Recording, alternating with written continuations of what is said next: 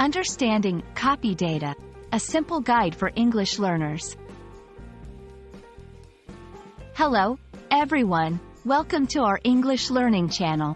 Today, we're going to explore a commonly used phrase in the digital world, copy data. Whether you're a student, professional, or just curious about tech-related English, this video will help you understand and use this phrase correctly. So, let's dive in.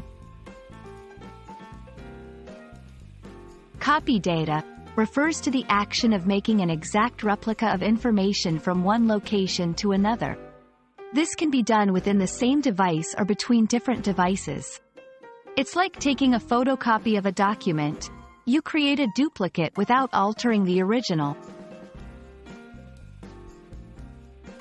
We often use copy data in various contexts. 1. Computer files. Copying files from one folder to another on your computer. 2. Data transfer. Transferring data from a computer to a USB drive or other storage devices. 3.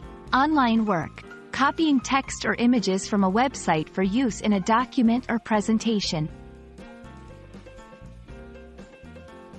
To help you understand better, here are a few examples. I need to copy data from my old laptop to the new one. Can you help me copy these files to the external hard drive? She copied the data onto a flash drive for the meeting.